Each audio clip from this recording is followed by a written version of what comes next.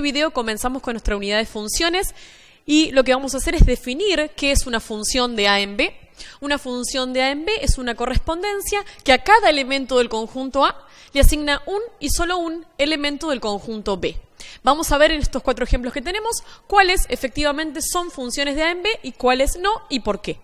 En nuestro primer ejemplo, fíjense que tenemos un conjunto A formado por los elementos A, W, T, Q y P y un conjunto B formado por los elementos 1, 4, 2 y 7. ¿Qué nos ocurre? Que el elemento A, que pertenece al conjunto A, no se está correspondiendo con nadie, con ningún elemento del conjunto B, y es por eso que entonces esta no puede ser una función de A en B. ¿Por qué? Porque repetimos que para que sea función de A en B, todo elemento de A se debe corresponder con un y solo un elemento del otro lado, y en este caso, este elemento no lo verifica. Esto nos ayuda a decir que esta no es una función. Este es nuestro primer ejemplo, y no es una función. Vamos con nuestro ejemplo 2.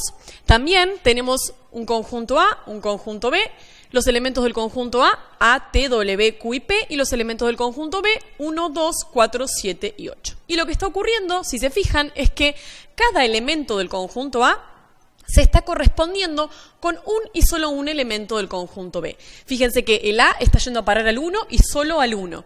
El W está yendo a parar al 2 y solo al 2. El T está yendo a parar al 4 y solo al 4. El Q está yendo a parar al 7 y solo al 7. Y el P está yendo a parar al 8 y solo al 8. Y todos los elementos de este lado están en relación con un y solo un elemento del otro lado. Esto quiere decir que entonces sí, que tenemos una función de A en B, lo anotamos como una F que va de A en B. Y acá entonces indicamos que hay una correspondencia de una función de A en B. En nuestro ejemplo 3, fíjense que acá los elementos del conjunto A nuevamente, A, W, T, Q y P, los elementos del conjunto B, 1, 4, 2, 7, 8 y 3. Y lo que está ocurriendo es que hay un elementito del conjunto A, que es el elemento T, que no se está correspondiendo con un y solo un elemento del conjunto B, sino que se está correspondiendo con 2 elementos del conjunto B. El T se está correspondiendo con el 2 y se está correspondiendo con el 7, y para que esto sea función, habíamos dicho que cada elemento del conjunto A se debería corresponder con un y solo un elemento del conjunto B. Así que este elemento T nos dice que esta no puede ser una función de A en B. Ponemos acá que no. Y vamos por último con el ejemplo 4, y fíjense que acá se plantean 2 cosas importantes. La primera es que tenemos que cada elemento del conjunto A está yendo a parar a un y solo un elemento del otro lado, porque fíjense que el A está yendo a parar al 1 y solo al 1, el T al 2 y solo al 2, el W al 4 y solo al 4, el Q al 8 y solo al 8, y el P al 8 y solo al 8, ¿sí? O sea que no importa que coincidan de este lado, sino que lo que importa es que cada uno está yendo a parar solo a un elemento del otro lado. Y además que fíjense que todos los elementos de nuestro conjunto A están yendo a parar a un y solo un elemento del otro lado, por lo cual este 3 no nos trae ningún problema. No hay problema de que este lado queden elementos libres en B, o sea que no se correspondan con nadie del conjunto A, pero lo que sí es importante es que todos los elementos del conjunto A vayan a parar a un y solo un elemento del conjunto B. Así que por lo tanto esta sí es una función, le ponemos que sí. La vamos a llamar una G, que va de A en B. Así que acá vamos a poner que tenemos una relación de función que va de A en B. En los ejemplos entonces 2 y 4 tenemos funciones de A en B, y en ellas vamos a definir entonces, o a partir de ellas vamos a aprovechar para definir los conceptos de dominio e imagen de una función, particularmente cuando los tenemos como conjuntos. El dominio de una función, por ejemplo de la F o de la G, siempre es todo el conjunto de partida, en este caso sería todo nuestro conjunto A. Así que entonces el dominio de la F, ¿cuál sería? Serían los elementos del conjunto A, y esos serían A, T, W, Q y P. Los escribimos: A, T, W, Q y P. Y el dominio de nuestra función G nuevamente es todo el conjunto de partida, así que serían todos los elementos de nuestro conjunto A. Así que el dominio de G sería nuevamente A, T, W, Q y P. Así que serían acá A, T, W, Q y P. Bien, imagen. ¿Qué sería la imagen? Bueno, ponemos la vista ahora en nuestro conjunto B, y la imagen de una función son todos los elementos del conjunto B que se corresponden con algún elemento del conjunto A. Y entonces si miramos nuestro ejemplo 2, tanto el 1, el 2, el 4, el 7 y el 8 son elementos del conjunto B que se relacionan con algún elemento del conjunto A. Así que entonces la imagen de F que siempre está contenida en nuestro conjunto de llegada. Está formada en este caso por los elementos 1, 2, 4, 7 y 8. ¿Sí? En este caso coincide con todo B. ¿Pero qué nos pasa en el conjunto 4? Bueno, no nos coincide con todo B, pero dijimos que en particular estaba contenida o igual. Y nuevamente veamos qué elementos de nuestro conjunto B se corresponden con algún elemento del conjunto A. ¿Quiénes son ellos? Son el 1, el 2, el 4 y el 8. Así que entonces la imagen de G está formada por el conjunto de 1, 2, 4 y 8. Y esta es la imagen de nuestra función del ejercicio 4.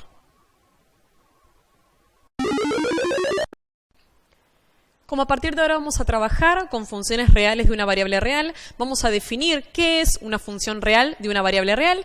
Y bueno, es una aplicación que podemos llamar, por ejemplo, f de un conjunto D en el conjunto de los números reales, donde D es un subconjunto de los números reales. ¿Qué característica tiene esta aplicación? Bueno, que a cada elemento x de D le hace corresponder un y solo un elemento y que es igual a la correspondencia de x a través de la función.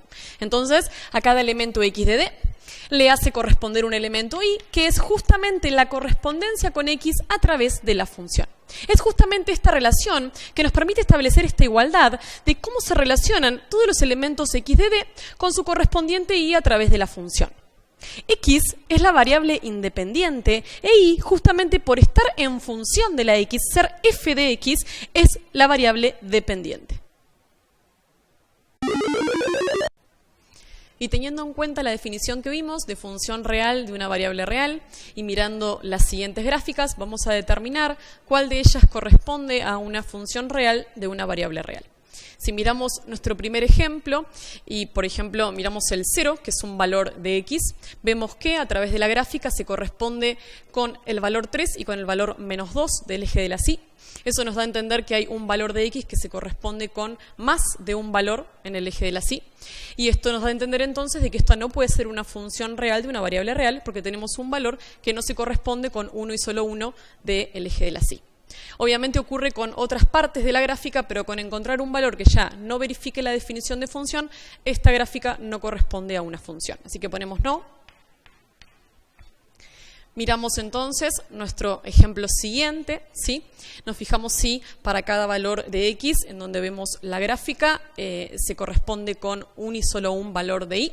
Y eso ocurre, ¿sí? Cada valor de x para el cual vemos la gráfica se corresponde con un y solo un valor del eje de la y.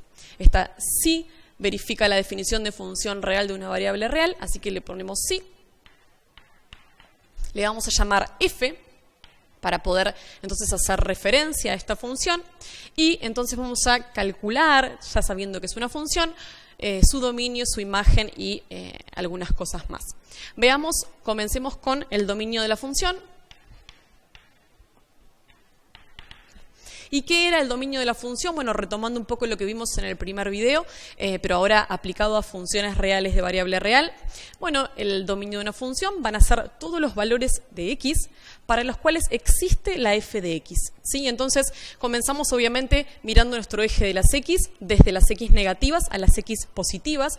Y bueno, si miramos desde las x negativas, vemos que en el menos 2, comienza nuestra función, pero en realidad con una notación que indica un punto abierto, ¿sí? ¿Eso qué está indicando?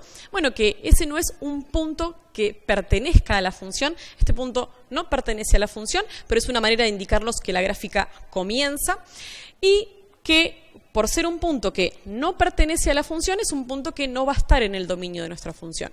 Pero que si automáticamente nos movemos un poquito del menos 2, ya vemos que sí, que hay valores dentro de la gráfica de la función que tienen su correspondiente f de x.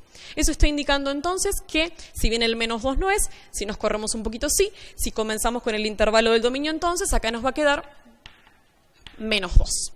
Bien, sigo, ¿sí? Nos fijamos entonces si para todos los otros valores de x encontramos un valor de f de x que se le corresponda, y eso es así. Nos paramos en el 1, ¿sí? Y en el 1, ¿qué ocurre? Bueno, en el 1 lo que tenemos es que tenemos otra vez un símbolo de un punto abierto, significa que la función ahí no está, que el 1 no se corresponde con el 1 en la función, pero que sí el 1 se corresponde con el 2. ¿Sí? Este es el valor de y que se le corresponde a este valor de x. Eso está implicando entonces que el 1 sí pertenece al dominio de la función, así que vengo como en la parte del dominio como con un intervalo continuo, ¿sí?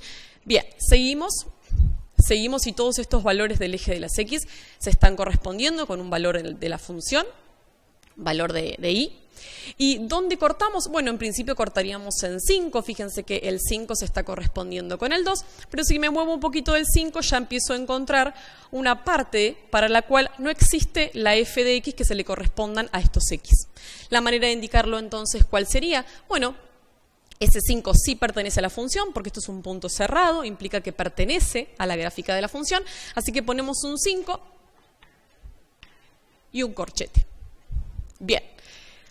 ¿Por qué ahora unimos otro intervalo más? Bueno, porque si vamos al 6, fíjense que otra vez tenemos un punto abierto, eso implica que si bien la función no está ahí, si nos movemos un poquito del 6, automáticamente la función empieza a encontrar al 2 en el eje de la Y, y eso entonces significa que el 6 no está en el dominio, pero lo que sigue sí, solo unimos como, bueno, colocando un 6 con paréntesis. ¿Y a dónde se va esta función? Bueno, fíjense que no tenemos ni punto abierto ni punto cerrado, esto implica que la función continúa, ¿sí? Y que continúa de la misma manera en la que está, que es de manera constante. Si esto hubiese sido creciente, seguiría creciendo, o decreciente, seguiría decreciendo. Acá lo hace constante. ¿Y a dónde vamos entonces? Bueno, a las x cada vez más grandes, así que por lo tanto esto sería del 6 al más infinito.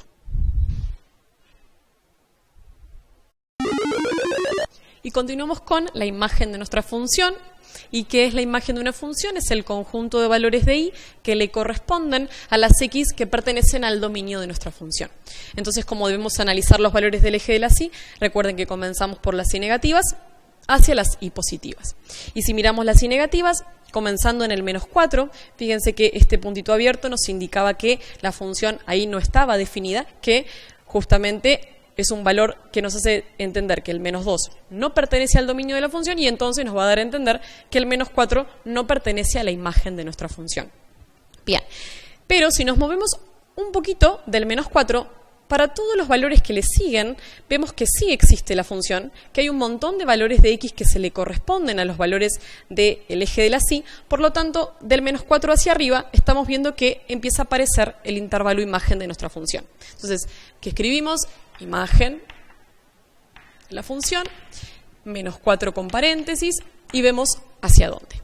Seguimos entonces, para todos estos valores dijimos que vemos que hay valores de x que le correspondan, así que seguimos, en el 0 también, veamos qué ocurre en el 1. En el 1, ¿sí?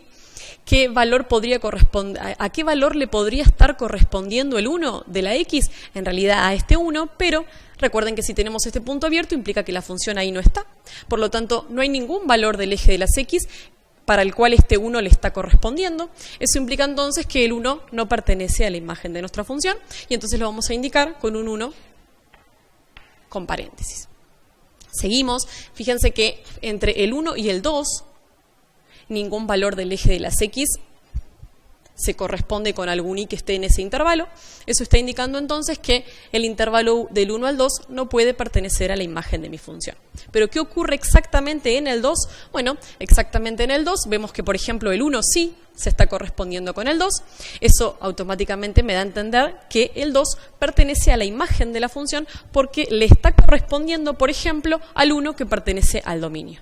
Entonces, el 2 sí está, vamos a poner unido y vamos a poner el 2 con corchete. Obviamente con encontrar un valor que es el que ya le corresponda podemos decir que está en la imagen y hay otros tanto de valores, ¿sí?, que le corresponden al 2. Bien, seguimos, fíjense que entre el 2 y el 3 tenemos justamente un intervalo para el cual hay valores de x que le están correspondiendo a estos valores, o sea que estos valores le corresponden también a su vez a los valores de la x. Eso quiere decir entonces que del 2 al 3 encontramos intervalo imagen de nuestra función, o sea que escribimos del 2 al 3 con corchete. ¿Por qué le ponemos corchete? Bueno, porque el 3, fíjense que como el 4 a través de nuestra gráfica está yendo a parar al 3, el 3 automáticamente pertenece a la imagen de nuestra función. Bien, entonces vemos que tenemos una relación entre dominio e imagen, ¿sí? Y lo podemos hacer también a través de algunos puntos particulares para poder explicar un poquito más esa relación que se da entre esos infinitos puntos. ¿Y cómo lo hacemos? Bueno, por ejemplo, tomamos algún valor, supónganse que tenemos el 5 y queremos calcular la f en 5, sabemos que vamos a poder calcular f en 5, porque 5 es un valor que pertenece al dominio de nuestra función. Eso quiere decir que va a existir la f para ese valor de x. ¿Y cuál va a ser? Bueno, si miramos la gráfica de nuestra función, f en 5 nos devuelve 2, y esto automáticamente entonces nos dice que el 2 pertenece entonces a la imagen de nuestra función porque le está correspondiendo a un x del dominio. Sí hay una correspondencia entre ellos. El hecho de que exista el 5 en el dominio hace que exista el 2, obviamente, en la imagen. ¿Sí? Bien. Seguimos. Por ejemplo, el 0, ¿sí? El 0, 0. F en 0 vale 0. Porque vemos que el punto 0, 0 es un punto que pertenece a la gráfica de nuestra función. Eso implica entonces que el 0 pertenece al dominio de la función y que entonces también el 0 pertenece a la imagen de nuestra función. Pensamos, por ejemplo, en qué valores de la función me cubren a el 2 que tengo en la imagen, ¿sí? Y si nos fijamos, por ejemplo, en esta partecita que tenemos acá, el 1 obviamente no está yendo a parar al 1 porque tiene un punto abierto, pero el 1 sí está yendo a parar al 2. Así que, por ejemplo, f en 1 va al 2. Y también habíamos dicho antes que f en 5 iba al 2. ¿Sí? Así que tenemos valores que corresponden al 2 en la imagen. Eso está indicando entonces que el 1 pertenece al dominio de nuestra función y el 2, como habíamos también sacado la conclusión de arriba, pertenece a la imagen. Seguimos. ¿Qué vamos a hacer ahora? Vamos a calcular, ya que tenemos una función, los intervalos de positividad y negatividad de nuestra función. ¿Qué serían los intervalos de positividad? Lo vamos a notar con un conjunto C+, intervalos de positividad. Es el conjunto de valores del dominio de nuestra función, para el cual f de esos valores me devuelve un número mayor estricto que 0. ¿Sí? Son todos los x para los cuales f de x es mayor que 0. Y entonces, ¿cómo lo vemos? Bueno, miramos nuestro eje de las x, y todo lo que está por arriba del eje de las x va a ser justamente intervalo de positividad. ¿Y cómo lo analizamos? Bueno, lo vamos a analizar desde el eje de las x. Entonces, ¿a partir de dónde? Bueno, en el 0 ya vemos que a partir del 0, sin considerar el 0, porque se encuentra sobre el eje, si nos movemos un poquitito, del 0 ya sabemos que tenemos todo un tramo de la función que se encuentra por arriba del eje, así que las imágenes de las x van a ser números mayores estrictos que 0, siempre y cuando obviamente existan, ¿no? Entonces, el intervalo de positividad comienza en el 0 con un paréntesis. Toda esta parte se corresponde entonces con valores de la imagen positivos.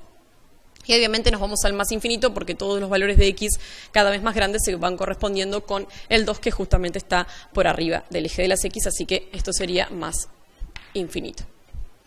El conjunto de negatividad, que lo notamos con un C-, sería el conjunto de valores de x para los cuales f de x es menor estricto que 0, o sea, si miramos del eje de las x para abajo, vemos todo el intervalo de valores de x para los cuales las imágenes de esos valores son números negativos.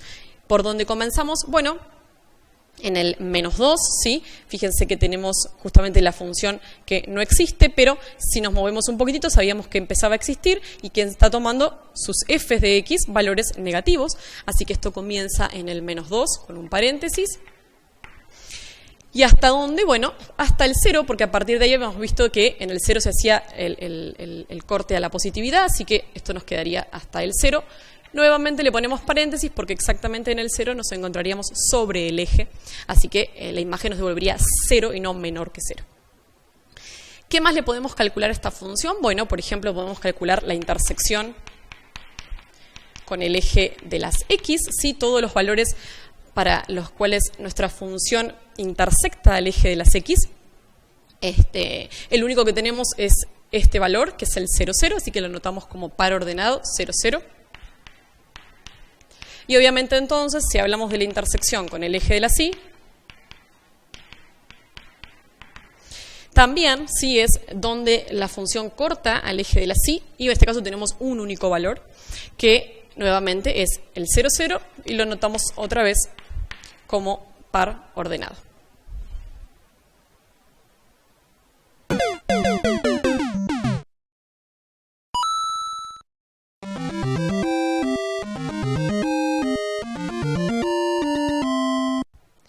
Y a través de los siguientes ejemplos vamos a determinar el dominio de las siguientes funciones conociendo su fórmula.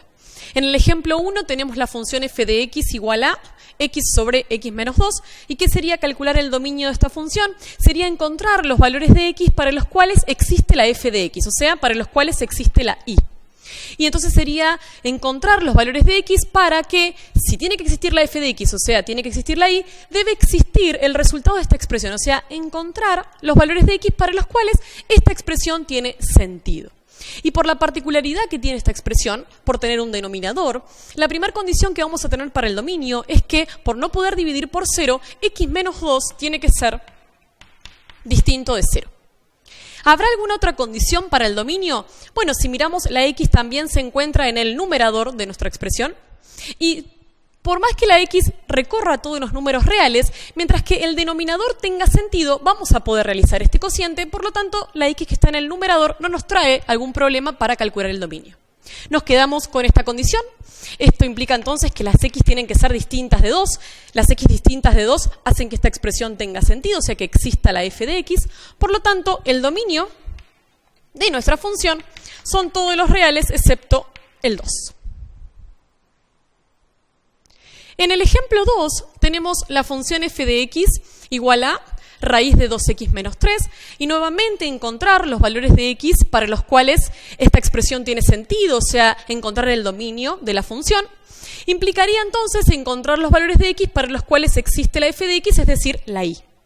¿Y cómo lo vamos a hacer ahora? Bueno, como tenemos una raíz que tiene índice par, particularmente 2, o sea, una raíz cuadrada, necesitamos que el radicando, por tener una raíz de índice par, sea un número mayor o igual que 0. Entonces, la primera condición de nuestro dominio es que 2x menos 3 sea un número mayor o igual que 0. ¿Existirá alguna otra condición del dominio? Bueno, mientras que nos aseguremos que el radicando sea un número mayor o igual que 0, toda raíz de índice par se va a poder resolver, por lo tanto, va a existir la f de x para cada una de esas x. ¿Qué nos quiere decir esta condición entonces? Bueno, si 2x menos 3 tiene que ser mayor o igual que 0, 2x tiene que ser mayor o igual que 3. Entonces x tiene que ser mayor o igual que 3 medios. Es decir, que el dominio de nuestra función f son las x mayores o iguales a 3 medios, es decir, de 3 medios a más infinito. Es decir que este es el conjunto de valores para los cuales esta raíz se puede calcular, es decir, esto me devuelve un número mayor o igual que 0, es decir, para los cuales existe la f de x. Cualquier valor que se encuentre fuera de este intervalo no me va a permitir que el resultado de este cálculo sea un número mayor o igual que 0, o sea, no me va a permitir resolver esta raíz, no va a tener sentido el resultado en el conjunto de los números reales, por lo tanto no va a existir la f de x para esa x. En el ejemplo 3, nos queda que f de x es igual a 1 sobre la raíz de 2x menos 3. ¿Y cuáles serían las condiciones para el dominio? Bueno, un poco mirando lo que ocurrió en el ejercicio 2, vamos a combinar dos condiciones. La primera condición sería que por tener una raíz de índice par, sabemos que el radicando en principio debe ser un número mayor o igual que 0, eso lo vamos a escribir. Pero por formar parte de un denominador, fíjense que es 1 sobre el resultado de la raíz de 2x menos 3. Necesitamos que el denominador sea distinto de 0. Por lo tanto, otra condición para el dominio es que la raíz de 2x menos 3 sea un número distinto de 0. Si combinamos estas dos condiciones, lo que nos queda entonces es que la condición para el dominio sería que 2x menos 3 sea estrictamente mayor que 0. De esta manera, al ser estrictamente mayor que 0, no se nos va a anular el denominador de nuestra fracción y por ser justamente estrictamente mayor que 0, el cálculo de la raíz de índice par es posible. ¿Qué nos queda entonces? Bueno, si miramos de manera casi análoga, porque tenemos un mayor estricto con respecto al ejercicio 2, esto nos queda que x tiene que ser mayor estricto que 3 medios y entonces el intervalo del dominio de la función es de 3 medios a más infinito. Nuevamente, dentro de ese intervalo están todas las x para los cuales toda esta expresión tiene sentido, o sea, están todas las x para los cuales existe la f de x. Por eso es que este es el dominio de nuestra función. Y continuamos con los ejemplos. En este caso, en el ejemplo 4, tenemos que nuestra función f de x es igual a la raíz cúbica de 2x menos 1 medio. Tenemos una raíz, pero en este caso es de índice impar, y entonces no importa quien sea nuestro radicando, sea 0, sea un número negativo o un número positivo, siempre vamos a poder calcular la raíz cúbica de ese número. Por lo tanto, para cualquier x, al ser posible siempre este cálculo, vamos a poder encontrar su correspondiente f de x. Eso quiere decir que no tenemos una condición específica para el dominio, y eso entonces implica que el dominio de esta función es todos los números reales. Seguimos. En el ejemplo 5 tenemos que nuestra función es f de x igual a 2 sobre la raíz cúbica de 2x menos 1/2. Si nos fijamos con respecto a el ejemplo anterior, la diferencia por ahí es que tenemos la raíz de índice impar en un denominador, y si bien, por lo que acabamos de decir, para cualquier número es posible calcular la raíz cúbica, en este caso, por estar en un denominador, necesitamos que el resultado de todo este cálculo sea un número distinto de 0. Esa va a ser nuestra condición para el dominio entonces, que raíz cúbica de 2x menos 1/2 sea distinto de 0. ¿Y eso qué implica entonces? Implica que nuestro radicando debe ser distinto de 0, 2x menos 1/2 debe ser distinto de 0, y encontrando entonces el valor de x, nos queda que x tiene que ser distinto de 1/4. Entonces, solamente para x igual a 1/4 tenemos el problema, porque nos daría 0 nuestro denominador y no podemos dividir por 0, pero para cualquier otro valor, para todas las x que no sean 1/4, vamos a poder realizar este cálculo, vamos a poder hacer el cociente y vamos a poder encontrar la f para esa x. Entonces, ¿cuál sería nuestro dominio? Bueno, el dominio de f sería todos los reales excepto el 1/4.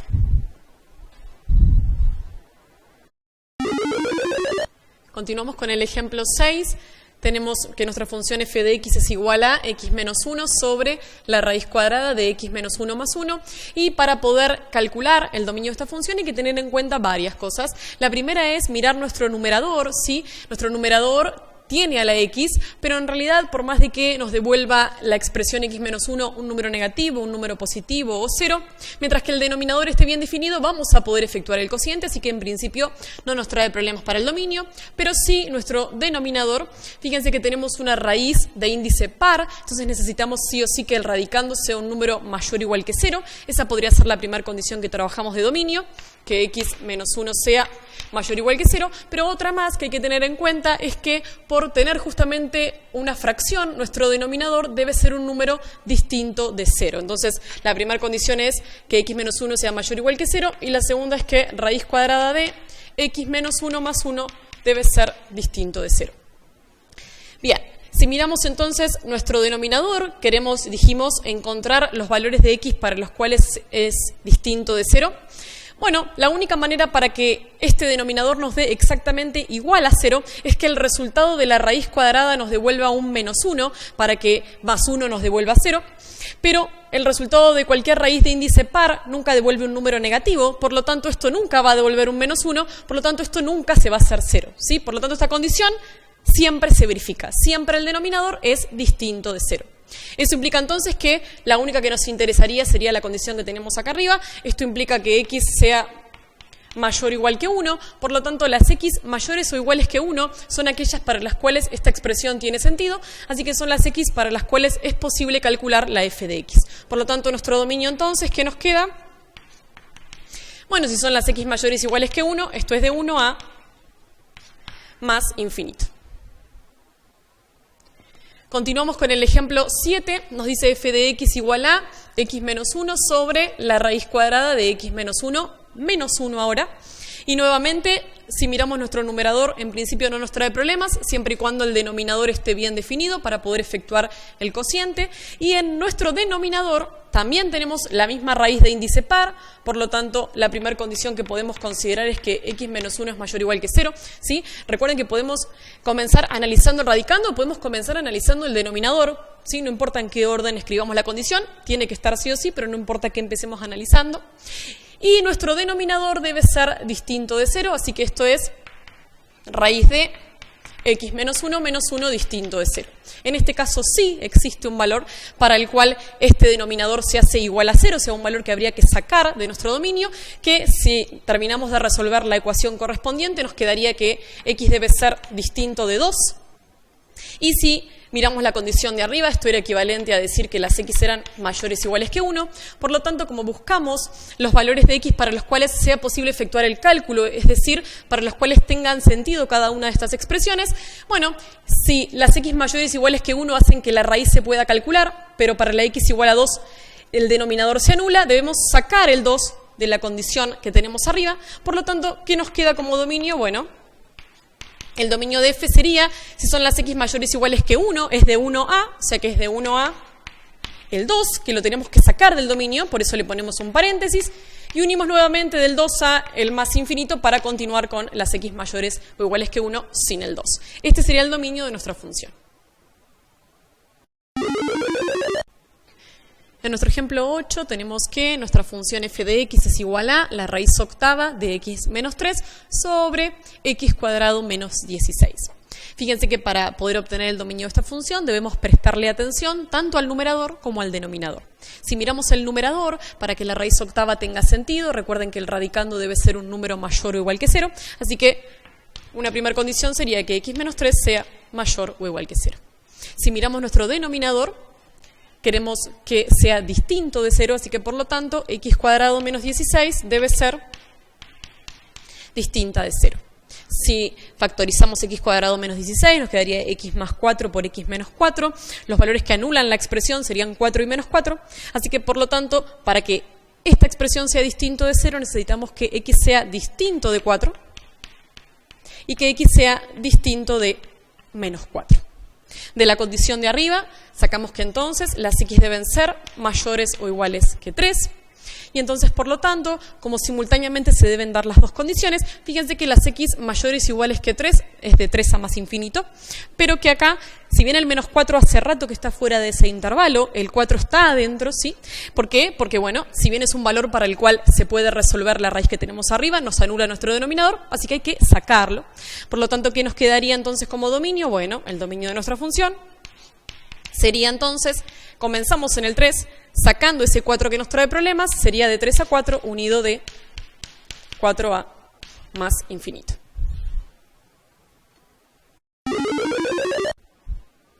Y en el ejemplo 9 tenemos esta función que es f de x igual a la raíz cuarta de x más 3 a la menos 1 más x menos 3 a la menos 1 menos x a la menos 1. Para calcular el dominio de esta función, recordemos que por tener una raíz de índice par, necesitamos que el radicando sea un número mayor o igual que 0. Así que, por lo tanto, vamos a necesitar que la condición del dominio sea que x más 3 a la menos 1 más x menos 3 a la menos 1 menos x a la menos 1 nos devuelva un número mayor o igual que 0. Entonces, si recordamos un poco lo que vimos en unidades anteriores, resolver, hallar las x solución de esta inecuación implica reacomodar la expresión para terminar en un análisis de signos de la expresión. Por eso vamos a comenzar acomodando esta expresión, y esto que nos quedaría entonces, x más 3 a la menos 1, esto sería 1 sobre x más 3, más x menos 3 a la menos 1 sería 1 sobre x menos 3, menos, y x a la menos 1 es 1 sobre x, todo esto mayor o igual que 0.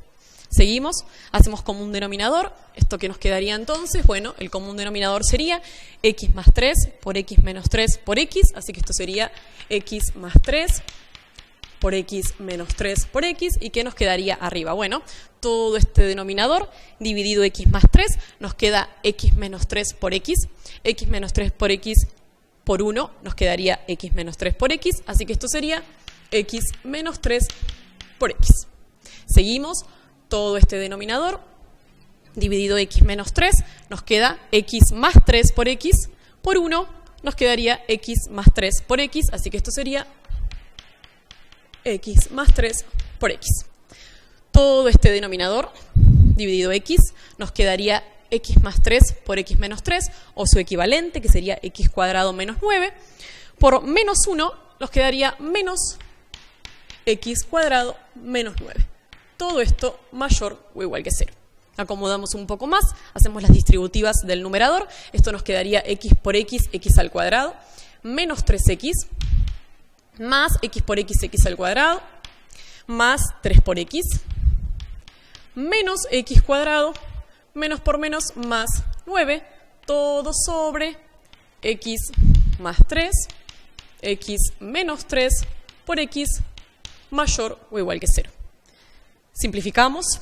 ¿Qué nos queda acá arriba? Bueno, el x cuadrado se va con el menos x cuadrado, el menos 3x con el 3x, y lo que nos queda entonces es x cuadrado más 9 sobre x más 3 por x menos 3 por x todo mayor o igual que 0. Seguimos con el análisis de signo.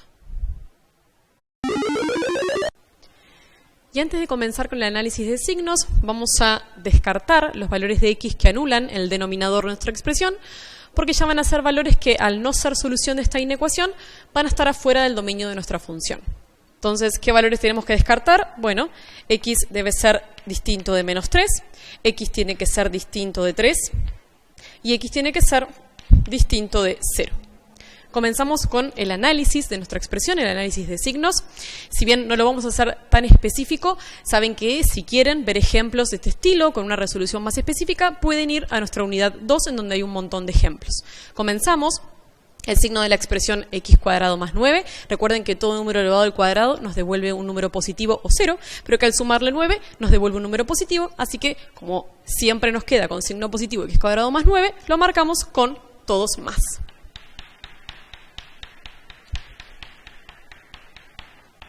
Seguimos analizando el signo de la expresión x más 3, marcando el valor para el cual esa expresión se anula, que es el valor menos 3. Sabemos que a valores más grandes del menos 3 el signo de la expresión es positiva. Y para valores más chicos el signo de la expresión es negativa. Seguimos el signo de la expresión x menos 3, el valor para el cual se anula x menos 3 es en x igual a 3, así que marcamos el 3. Para valores que son más grandes que 3, el signo de la expresión es positiva. Y para valores más chicos, el signo de la expresión es negativa. Por último, el signo de la x, el valor para el cual se anula la expresión es el 0. Para valores más grandes que el 0, la expresión toma signo positivo.